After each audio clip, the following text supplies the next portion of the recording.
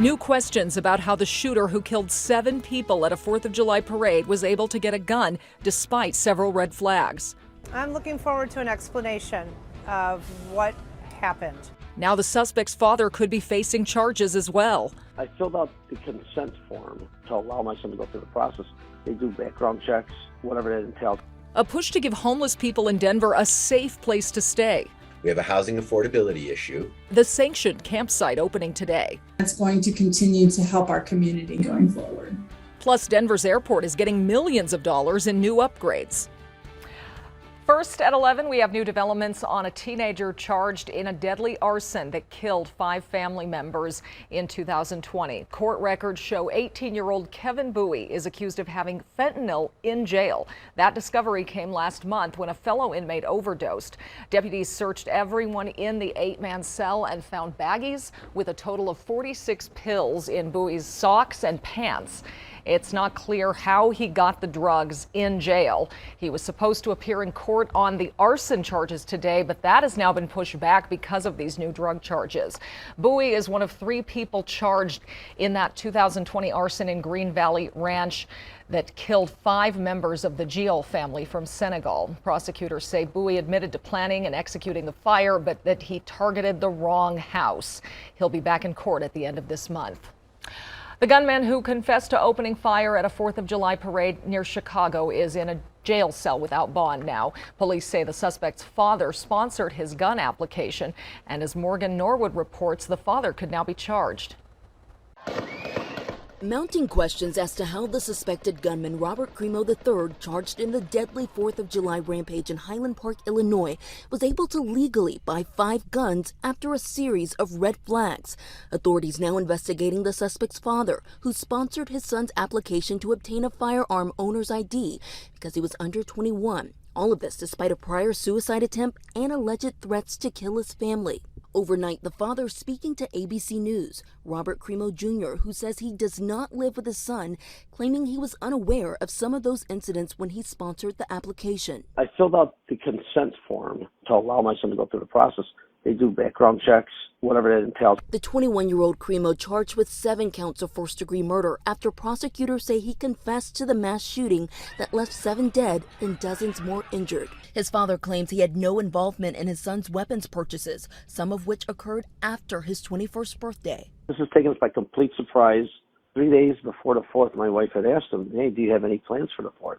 And he simply said no. Illinois State Police say law enforcement did not have enough information to deny Crimo a firearm, but his father could face criminal charges. There could be serious charges, no doubt about it, because in the state of Illinois, when a minor applies for a firearm, a parent has to sponsor them, and a parent signs the following, that they, quote, shall be liable for any damages resulting from the minor applicant's use of firearms or firearm ammunition. Prosecutors say not only did the suspect confess to the massacre, they also say he considered carrying out a second attack on a celebration in Madison, Wisconsin. Instead, he drove back to the Chicago area where police say he was later arrested. His motivation isn't necessarily clear. Police say they have surveillance images of the suspect on the day of the attack. He's due back in court in a few weeks and has not yet entered a plea. Morgan Norwood, ABC News, Highland Park, Illinois. A new report shows the school shooting in Uvalde, Texas could have been prevented. 19 children and 2 teachers were killed at Robb Elementary School in May. The city's mayor believes the Texas Department of Public Safety hasn't allowed the full story to come out and says there has been a cover-up. I mean, your story can't change on something this horrific 4 times in 3 days. It's always hard when you tell a lie. You have to keep telling a lie. I'm not saying he's lying. Maybe he was misled. He's referring to the Department of Public Safety's director, who has blamed the school district's police chief for failures surrounding the shooting. That new report says there were 3 missed opportunities to prevent the shooting, that the school was lax about locking doors. Also, an officer drove too quickly through the parking lot to notice the gunman. And most notably, the report says an officer saw the gunman before he entered the school, and that the officer asked permission to shoot but didn't get a response in time. As for what happened inside the building, the report blames a lack of effective command. Governor Jared Polis signed an executive order that protects women who may be prosecuted for getting an abortion in Colorado. The executive order also protects workers in Colorado from facing any disciplinary action for providing reproductive health services, including abortions. It also makes clear the state will not cooperate with any criminal or civil cases in other states for women who seek abortions in Colorado unless there's a court order. Attorneys across the U.S. are preparing for criminal charges to be filed against women who get abortions and doctors who provide them. Those kind of prosecutions are going to look like first-degree murder, second-degree murder, manslaughter. Then you have all the providers who are assisting. You've got aiding and abetting of those crimes, which are also very serious crimes. Governor Polis signed the Reproductive Health Equity Act earlier this year to codify abortion into our state statutes. The sponsors of that bill hope to run a constitutional ballot measure in 2024 to preserve abortion rights in Colorado's constitution. Colorado is one of 16 states, along with the District of Columbia, with laws protecting the right to an abortion. 4 states among those, including Colorado, protect the right to an abortion anytime throughout a pregnancy. The other states on that list of 12 have laws protecting abortions in some certain cases. 7 states, meanwhile, have banned abortion since the Supreme Court overturned Roe v. Wade. Several other states have bans that could take effect soon, pending the outcome of various legal challenges. Arapaho County is taking steps toward creating its own health department. Arapaho is one of 3 counties that are breaking away from Tri-County Health. The new health department has to be fully up and running by January 1st. The county has already named a new health department director and board members. Right now, that board is trying to figure out how the services will be provided. We're hoping to make it as smooth as possible as we transition into our public health department. We're looking at it as an opportunity to potentially be more innovative and provide the services that are more tailored to Arapaho County than the Tri-County health services were. And Arapaho County is holding a telephone town hall tonight for anyone who has questions about the new health department. You can submit those questions till noon. The meeting is at 6:30 tonight. Douglas County's new health department has already started taking over the emergency preparedness and response functions from Tri-County Health. It will also take over disease surveillance and control. The Douglas County Health Department will officially be independent by the end of this year. A new safe outdoor space is opening in Denver today. It's designed to get people experiencing homelessness into more stable situations. Denver 7's Russell Haythorne reports from the Barnum neighborhood.